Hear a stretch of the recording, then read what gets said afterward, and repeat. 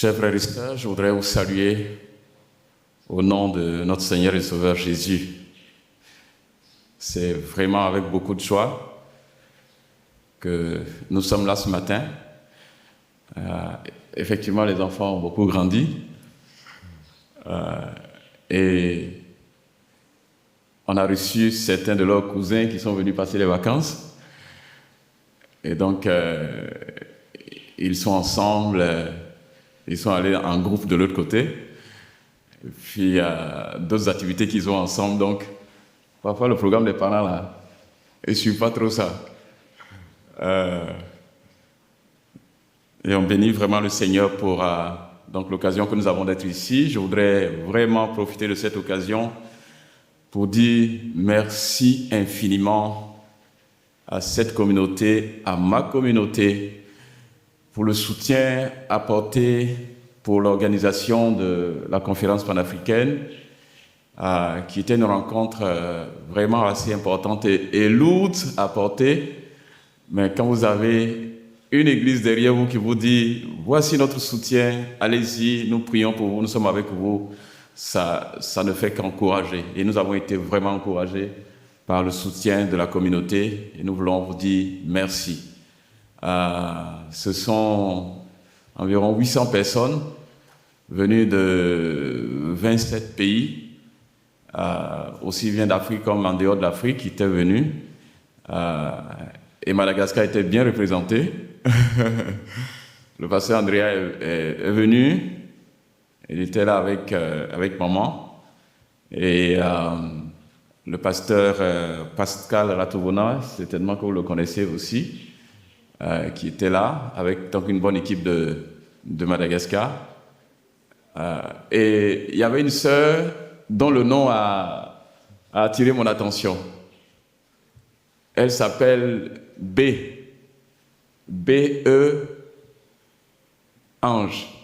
Je dis, mais ça c'est le plus court des noms malgaches. Seulement deux lettres.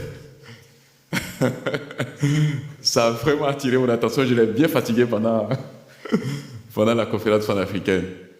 En tout cas, merci beaucoup.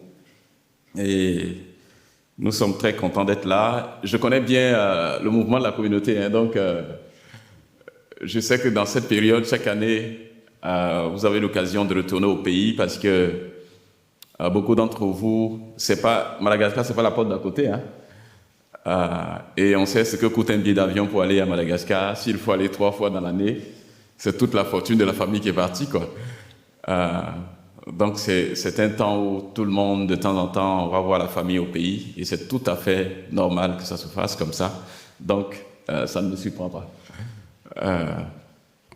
Et puis il y a aussi beaucoup de nouveaux visages que je vois, mais ça élargit aussi la famille. Et nous bénissons vraiment le Seigneur pour cette occasion.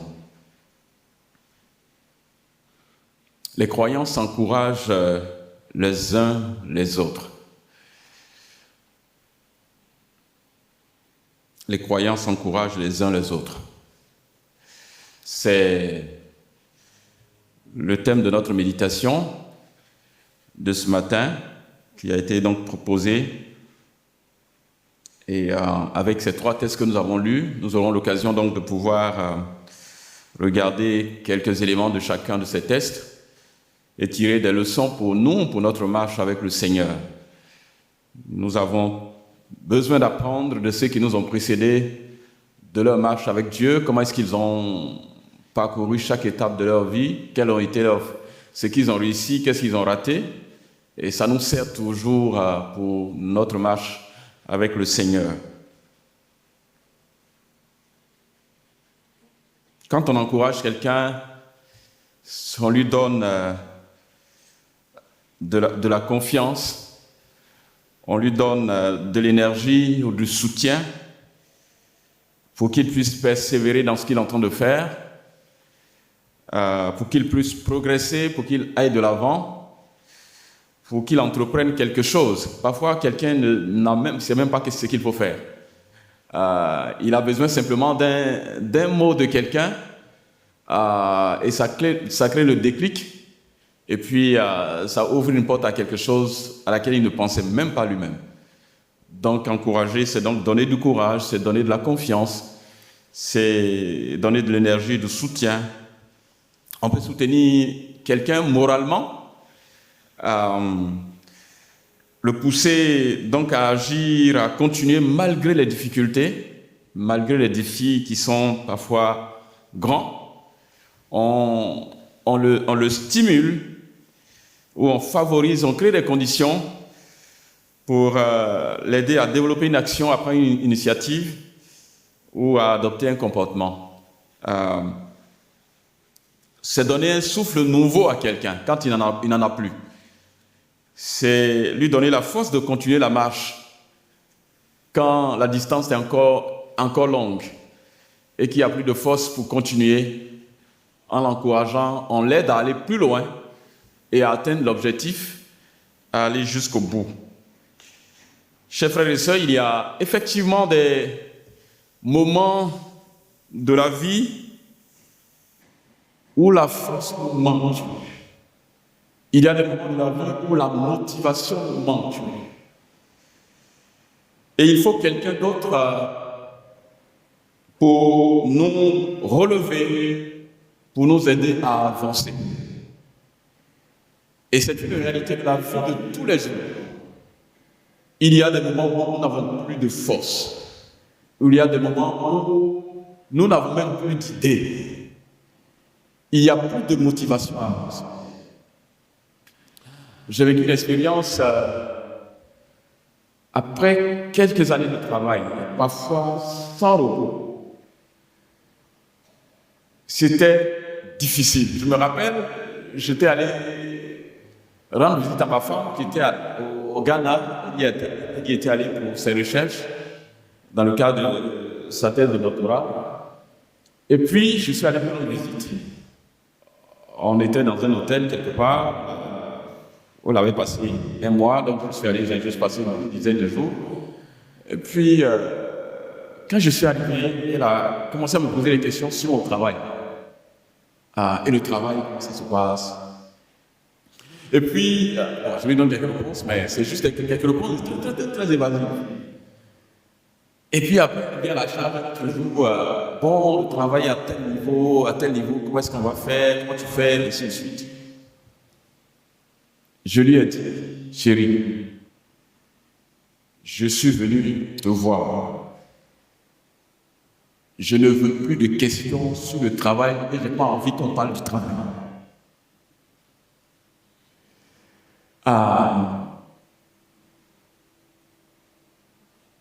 En fait, j'étais fatigué. Et le travail était devenu agaçant. Il m'arrivait d'aller au bureau, de m'asseoir et de passer toute une journée sans rien faire. Et je repars à la maison. Je reviens le lendemain et je ne fais rien. Et je pars à la maison, je reviens, je ne fais rien. Il y avait des idées, mais le corps, le cœur n'y était plus. Et il y a des moments comme ça de la vie de chacun, où il n'y a plus de motivation pour faire quelque chose. Il y a différentes situations qui peuvent nous mettre dans cet état,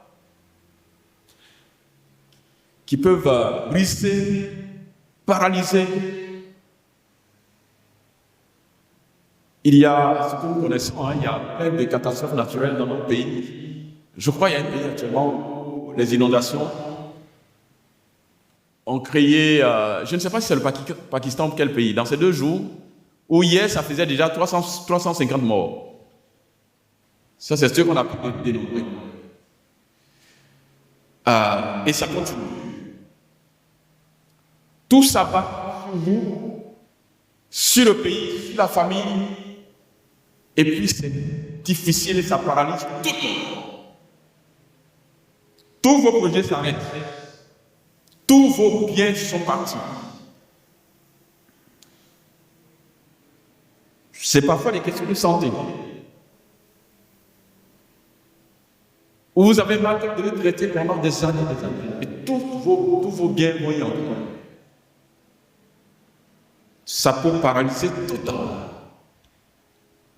On peut vivre une situation d'injustice qui peut faire qu'on peut se retrouver tout seul, sous un rouleau compresseur, sans personne pour nous défendre.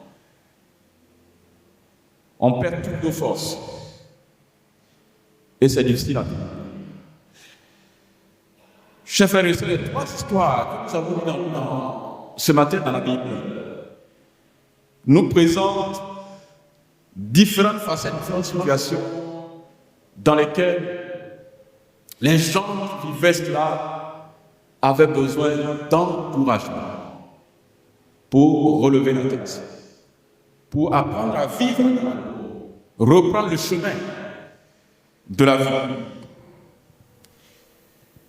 Et cela nous permettra de voir donc quelques facettes de ce que c'est que l'encouragement. S'encourager mutuellement, c'est apporter des ressources à ceux qui en manquent. Et nous avons ça dans l'histoire de la veuve de Sarepta. Ce sont 3 années de sécheresse. Parce que Dieu était fâché contre son peuple à cause de l'idolâtrie.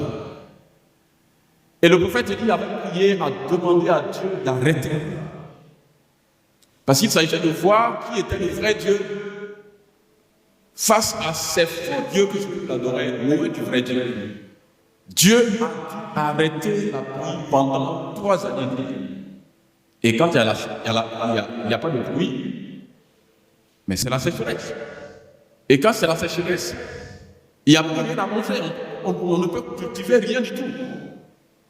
Cette veuve se retrouve dans une situation de manque. Donc il fallait lui donner de reprendre espoir, de revivre au moment où la vie semblait s'arrêter. Elle a dit à Élie, voici le dernier repas que nous avons en fonction de manger et nous mourrons. Donc c'était la fin.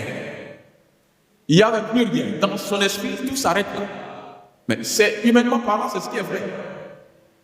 Quand vous n'avez plus à manger, vous êtes sur le chemin de la mort.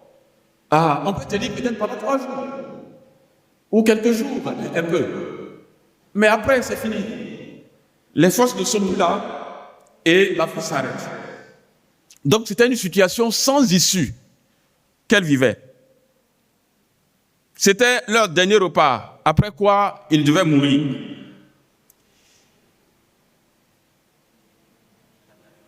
Chers frères et sœurs, c'est parfois dans cette situation que Dieu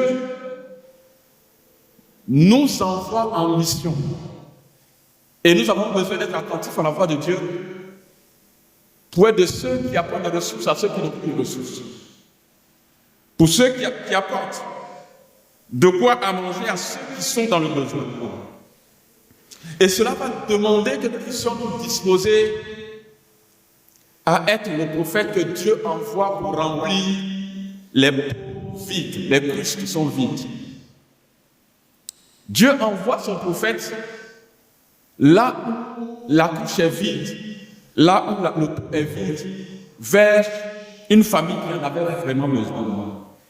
Vous savez, quand nos cœurs sont remplis de générosité, Dieu nous envoie toujours là où il y a des vrais besoins. Dieu nous envoie toujours là où il y a des vrais besoins. Quelquefois, on ne te dira même pas que tel ou tel frère a un problème. Mais Dieu vous permet de savoir que parmi les gens qui sont assis, tous bien sapés, il y a quelqu'un qui a un tel problème. Il y a quelqu'un qui a un tel problème. Vous savez, j'ai l'habitude de dire que nos tenues, nos belles sapes, ça cache souvent des problèmes profonds. J'ai reçu dans ces jours, parmi ceux qui sont venus pour la conférence, un frère donc, qui est venu d'un pays africain là. Il m'a dit, Mathieu, quand je vais finir la conférence pour l'Africain, je vais juste passer quelques jours à Abidjan. Donc, trouve-moi un lieu pour quelqu'un qui va m'accueillir, même s'il n'y a pas de place, je vais prendre le matelas, je vais dormir au salon, je vais juste passer quelques jours quelque part. Bon, ok. Et je trouve une maison quelque part où on le loge. Bon, il y est. Il va repartir aujourd'hui. Vous savez ce que j'ai appris? La personne chez qui il habite m'a dit, mais Mathieu, ce frère a un sérieux problème. En fait, il était en train de se noyer un peu de son pays pour respirer avant de partir. Il vit une situation difficile dans son couple. Et ils sont en instant de divorce. Il est presque déprimé. Et je ne me suis pas rendu compte. Et donc, je ne peux même plus lui parler. Et il va partir cet après-midi. Pourtant, quand vous le voyez, vous ne pouvez pas sentir quoi que ce soit dans la vie de ce frère. Il est gai, il est taquin. On ne peut pas imaginer qu'il y ait quelque chose comme ça. Et c'est exactement ce que nous sommes. Là où nous sommes assis, là. Qui peut imaginer peut-être que derrière ce costume peut avoir quelque chose de difficile dans Quand nous sommes sensibles à la voix de Dieu, Dieu nous envoie toujours là où il y a de vrais besoins. Je ne pense pas que ce soit la seule maison qui existait à Sarepta. Il y avait plusieurs familles avec nous. Mais parmi plusieurs familles, Dieu envoie son serviteur là où le problème est sérieux. Dieu peut faire de nous des instruments d'encouragement de ceux qui travaillent des situations difficiles si nous restons sensibles à la voix de Dieu. Vous savez, parfois, notre foi ou notre religion, mais notre manière de marcher avec le Seigneur peut être très, très protocolaire. Vous savez ce que j'appelle protocolaire? C'est juste on fait lorsque l'Église a décidé qu'on fasse. On dit, bon, ok, on va mobiliser quelque chose pour aider un frère. En dehors de ça, il n'y a pas d'action personnelle.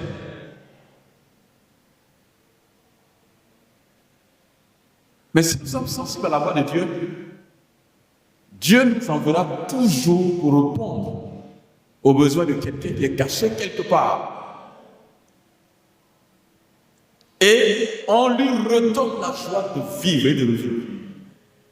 Quand le prophète va là-bas, non, le problème est résolu, la vie va continuer. La joie va renaître. Et même la confiance en Dieu. Parce que quand on a fait et qu'on vit des situations intenables, la foi en Dieu descend comme ça. Tous les principes auxquels nous croyons deviennent difficiles à accepter. Quand vous lisez dans la Bible que l'Éternel est mon berger, je ne manquerai de rien. Et que vous n'avez plus rien à manger à la maison, comment vous vivez cette expérience? Pourtant, c'est vrai. Mais vous n'avez pas à manger. Il vous reste un repas et puis après, vous allez mourir. Est-ce que l'expression l'Éternel, mon berger, a encore de la valeur pour vous? Ça n'a aucune valeur. Quand vous êtes envoyé par le Seigneur auprès de quelqu'un qui vit une situation pareille, que vous l'avez aidé à se relever, il peut croire encore que Dieu est capable de quelque chose. La foi renaît et la marche avec le Seigneur. Et la vie va continuer. S'encourager, c'est aussi, chers frères et sœurs, être la main de ceux qui n'ont pas de main et les pieds de ceux qui n'ont pas de pieds. Et nous voyons ça dans l'expérience de ce paralytique qui était couché quelque part. Jésus guérit, d'accord, mais tant qu'il n'a pas assez à lui, il ne serait pas guéri. Donc il continuerait de drainer son mal et la vie continuerait comme ça. Il a des pieds qui ne peuvent plus bouger. Il a des mains qui ne peuvent plus servir à rien. Donc, il est totalement dépendant.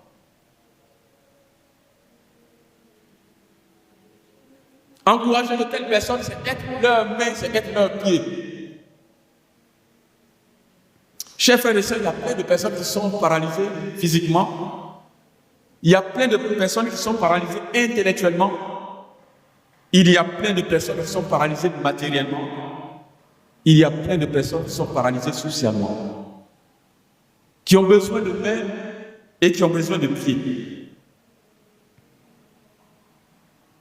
L'homme qui a été monté donc par les autres, il n'avait pas la capacité de le faire lui-même.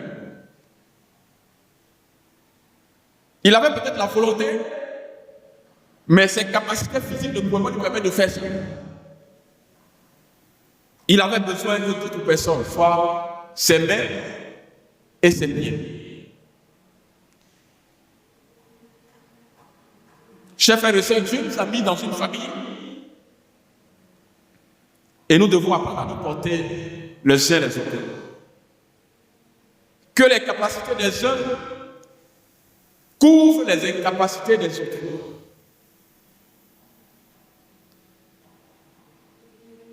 Il y a ceux qui sont capables de quelque chose, et puis il y en a d'autres qui sont incapables de le faire.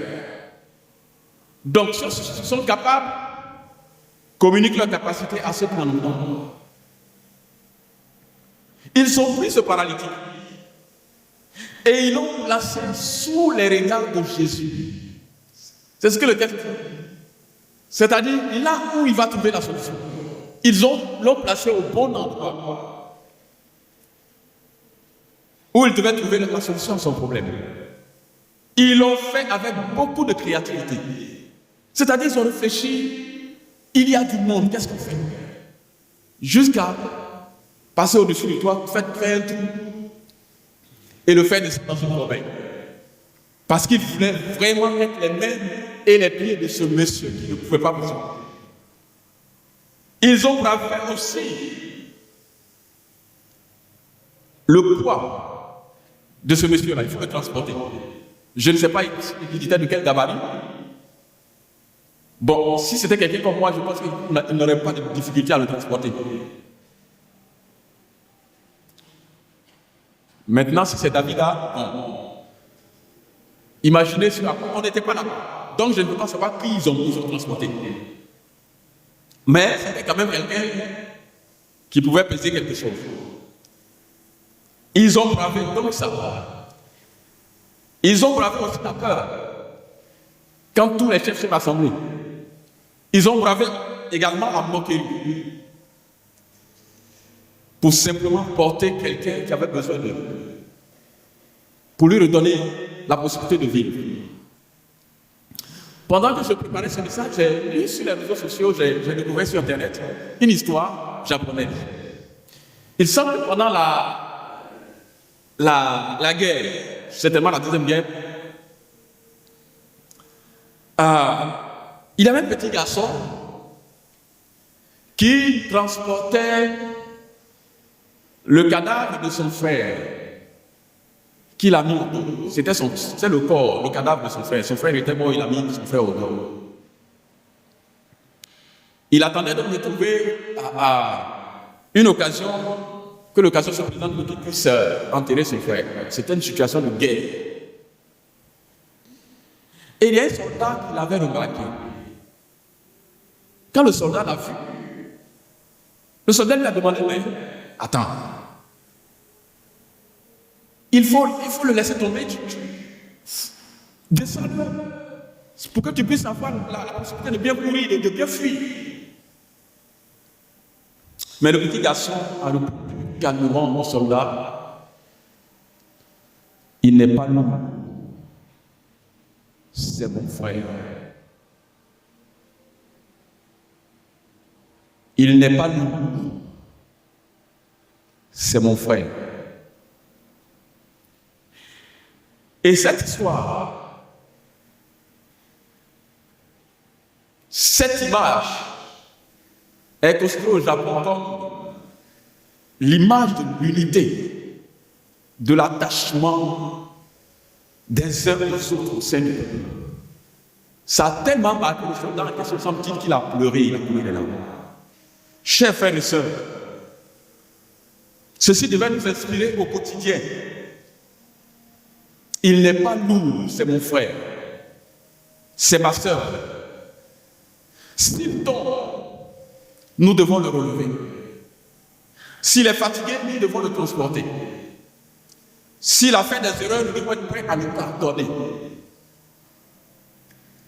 Et nous devons pouvoir supporter ces égarements. Nos frères ne doivent pas être lourds, chers frères et sœurs. Tant qu'il est, nous pouvons les aider à avancer. Nos frères et sœurs ne devaient pas être lourds à porter. Nous avons la responsabilité de les porter, de les relever et leur donner l'occasion de relever nos frères. Si nos frères sont lourds, c'est que nous ne sommes pas une famille. Si nos soeurs sont lourds à porter pour nous, c'est pénible à porter pour nous, c'est que ce ne sont pas nos frères. Nous devons nous porter les uns les autres. Et c'est comme ça qu'ils ont pris ce monsieur, qui l'ont placé devant Jésus. Et Jésus l'a guéri, il a pardonné ses péchés, et la vie a repris. S'encourager, c'est se porter les uns les autres, être les pieds et les mains de ceux qui n'ont pas de pieds et de ceux qui n'ont pas de mains. Et s'encourager, chers frères et sœurs, enfin, c'est se mettre courageusement du côté de ceux qui sont marginalisés. L'histoire que nous lisons dans le livre des Actes, Actes chapitre 15, c'est d'ailleurs ce que nous appelons le premier concile de l'Église, de la conférence de Jérusalem. Les chrétiens d'origine non juive, donc ceux auprès desquels l'apôtre Paul avait annoncé l'évangile qui se sont convertis, sont considérés par les chrétiens de Jérusalem comme pas de vrais chrétiens. Il dit, si vous voulez être vraiment considérés comme chrétiens, vous devez vous circoncire selon la loi juive. Sinon, vous n'êtes pas de vrais chrétiens. Et ils ont créé des problèmes sérieux à ses frères. Ça a été tellement tendu que l'apôtre Paul a été obligé de dire, il faut qu'on aille à Jérusalem pour donner cette question. Pour voir Pierre et les responsables de l'Église. Et c'est à l'issue de cette rencontre-là que cette lettre que nous avons lue a été écrite. Ils ont dit dans cette lettre, allez dire à nos frères d'origine païenne qu'ils sont chrétiens comme nous. La seule chose que nous leur demandons, c'est de s'éloigner de la souillure, de l'impudicité, mais qu'ils sont des enfants de Dieu comme nous, qu'ils sont chrétiens comme nous. Chers frères et sœurs, c'est ça qui fait qu'aujourd'hui nous pouvons nous asseoir ici et faire ce que nous voulons. Parce que pour les chrétiens d'origine juive, nous ne sommes pas des chrétiens. Parce que nous ne pratiquons pas la circoncision. Et c'est depuis ce jour-là, chers frères et sœurs, que ce problème a été résolu. Et vous pouvez imaginer comment vous vous sentez dans votre peau quand vous vous considérez comme étant des sous-chrétiens. Vous vous sentez blessé en vous-même. De vous rendre compte que vous êtes avec des gens que vous aimez. Vous venez à l'église. Vous aimez Dieu. Et puis on vous dit, vous n'êtes pas de vrais chrétiens. Il y a des gens qui se sont sentis frustrés, qui sont éloignés de l'église après ça. Il y a des gens qui ont été déprimés. Mais c'est ce que j'appelle marginaliser les gens. Et souvent, les gens marginalisés dans notre société sont meurtris. C'est des gens tristes. Je parlais avec une dame hier qui est venue nous rendre visite à la maison. Une sœur du Burkina qui est venue aussi pour la conférence panafricaine qui a passé juste. Elle dit que mon mari ne parle pas à la maison.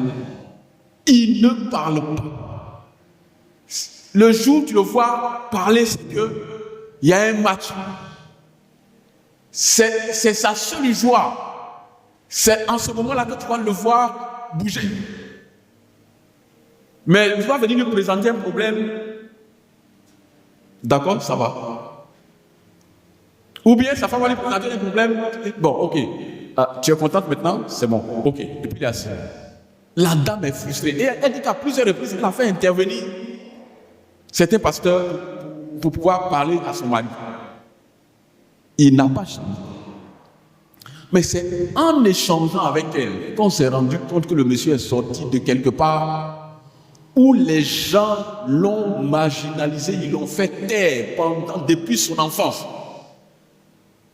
Jusqu'à ce qu'il aille à l'université. Il a toujours été, il n'est pas quelqu'un à éviter, il est quelqu'un sur qui tout le monde marche. Donc pour lui, ça ne sert à rien, on ne doit pas parler avec les gens. Et c'est rentré là, quelqu'un de traumatisé en vie. Il y a beaucoup de gens qui sont victimes d'injustice. Et on a besoin, chers frères et sœurs, dans nos communautés, d'être auprès de ceux-là que personne ne veut écouter. Il y a parfois des gens que personne ne salue à la fin du culte. Il y a un monsieur dans notre église à Cocody, il a un problème, je crois qu'il a fait une dépression.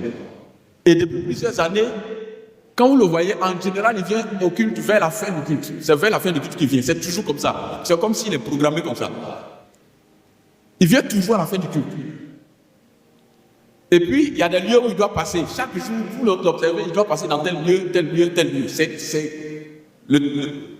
Quand il arrive là, personne ne le salue.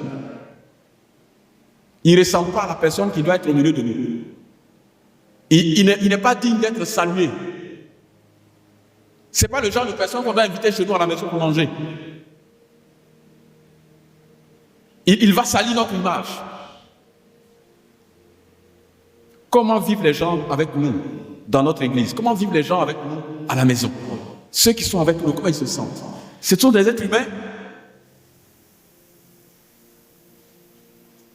Nos servantes sont des êtres humains quand ils sont chrétiens aussi comme nous. Ils méritent de s'asseoir à table avec nous, de manger avec nous. Est-ce qu'ils méritent de toucher aux assiettes dans lesquelles nous mangeons? Est-ce que les vigiles que nous avons devant nos portes là sont des êtres humains que nous devons saluer? Est-ce qu'ils méritent de manger ce que nous mangeons? Est-ce qu'ils méritent d'être respectés un peu? Imaginez ces gens-là qui vivent pour qui personne n'a d'égal. Des gens marginalisés. Ils sont détruits dans leur vie. C'est des gens qui ont de la peine à prendre des initiatives dans leur vie pour avancer. Parce qu'ils sont détruits en eux-mêmes. Les apôtres ont pris le côté de ceux qui sont marginalisés. Ils ont dit, nous sommes avec vous, chers frères et sœurs. Vous êtes des chrétiens, nous vous aimons, continuez de servir le Seigneur. Et quand vous lisez, en fait, il y a un verset qu'on n'a pas lu, qui était après, c'était le verset 31. 30 et 31, c'est le verset 3. Eux donc, ayant pris congé de l'église, allèrent à Antioche et il remit la lettre à la multitude assemblée. Et verset 31 dit, après l'avoir lu, donc après qu'ils aient lu cette lettre, les frères furent réjouis de l'encouragement qu'elle leur apportait. Ils étaient contents. Mais c'est ceux-là qui ont continué l'œuvre jusqu'à ce que la parole nous atteigne aujourd'hui. Parce qu'un jour, ils ont reçu l'encouragement des responsables de l'Église. Et la vie a repris. La joie a repris. Chers frères et sœurs, nous avons besoin et nous sommes appelés à nous encourager les uns les autres. Il est bien sûr de le faire, de nous encourager mutuellement. Il est bien sûr de nous donner la force, le courage, les uns aux autres. Et notre Dieu lui-même nous y encourage. Et il y a différentes manières d'encourager, de nous encourager mutuellement. Nous pouvons prier les uns pour les autres et continuons de le faire. Vous priez pour quelqu'un et vous lui dites, nous allons remettre ça entre les mains du Seigneur. Dieu va intervenir. Nous prions les uns pour les autres. Nous devons nous encourager par la parole de Dieu en partageant un verset qui encourage la foi, qui fortifie la foi, en lisant ensemble et en méditant sur les promesses de Dieu. Voici ce que Dieu nous a promis à ses enfants. Ça encourage les frères. Nous pouvons encourager les gens par des paroles édifiantes, des paroles qui relèvent, des paroles qui inspirent. Ne crains rien, le Seigneur est avec toi. Ça encourage. Nous pouvons nous encourager mutuellement par notre fraternité, la présence les uns auprès des autres, les visites, l'écoute, le soutien mutuel, le temps que nous passons ensemble. Quand quelqu'un a de la joie, nous sommes avec la personne. Chers frères et sœurs, allez participer à un repas chez un frère à la maison, ça ne veut pas dire qu'on n'a pas à manger chez nous. Il y a des gens qui disent non, mais moi je ne veux pas manger chez moi. On ne va pas participer à la joie de quelqu'un parce qu'on a faim. Parfois même vous avez mieux que ce qu'on va vous offrir là-bas, chez vous à la maison. Mais votre présence auprès du frère ou de la sœur dans le moment de joie leur donne la vie. Ça leur donne la vie de partager quelque chose avec eux. Imaginez que vous-même vous organisez un grand festin avec tout ce que vous avez comme argent mis dedans. Et puis il n'y a même pas un enfant de la rue qui vient. C'est-à-dire que personne ne vient. Et même les enfants de la rue qui n'ont pas à manger, ils ne viennent pas. Comment vous allez vous sentir? Ça va être terrible. Donc on va partager les repas chez les autres, pas parce qu'on n'a pas de quoi à manger chez nous. Il y a tellement... Parfois nous sommes très gênés. On n'a pas envie de gêner quelqu'un. C'est ça qu'on a, non? Non, il ne faut pas trop gêner les gens. Il ne faut pas trop déranger les gens. Les gens veulent que tu viennes les déranger. Ils ont besoin de ta présence. Vous savez, les gens meurent à la maison isolés parce que personne ne leur rend visite. Parfois de grosses maisons. Et puis les gens souffrent à l'intérieur. Il n'y a personne qui leur rend visite. Ils meurent de dépression.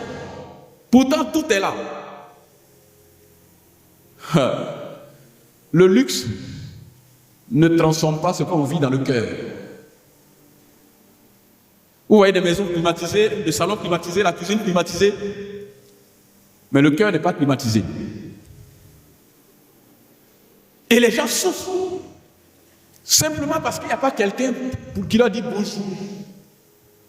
Et on a besoin de nous rendre visite mutuellement, de partager nos petits repas ensemble, de rire ensemble. Parfois, on a besoin de rire. Il y a des gens à leur bureau là, on l'appelle monsieur le directeur. Le patron, il est en costume, il ne rit jamais. Il a besoin des temps pour s'éclater et puis tomber, même rire. Il y a des moments où on n'a plus besoin de protocole, où on a besoin de nous sentir comme des êtres humains. Il y a un frère qui a raconté une histoire qui fait rire. C'était un diplomate. Passeport diplomatique. Il ne connaît pas ce qu'on appelle faire un rang à l'aéroport pour faire telle chose. Il ne connaît pas ça. Il n'a jamais connu ça. Tout a été fait pour lui. Tout est fait pour lui. Ça a été toujours comme ça. Maintenant, il a la retraite. Il est devenu comme nous tous. Il dit c'est à ce moment qu'il s'est rendu compte que donc je suis un être humain. Oui. Apprenons à être des humains, les uns avec les autres. C'est vivre avec les uns les autres. Nous saluons les uns les autres. Ça donne un peu de tonus à quelqu'un, de recevoir la visite de quelqu'un, de passer du temps et puis on rit avec, on mange ensemble. Et puis, allez, la vie continue. Ça déstresse en réalité. Que le Seigneur nous aide, chers frères et sœurs, à nous soutenir, à nous encourager mutuellement, à donner de la joie de vivre à ceux qui ont besoin de nous. À ceux qui ont besoin de nous. Que le Seigneur nous garde, qu'il nous bénisse. Amen.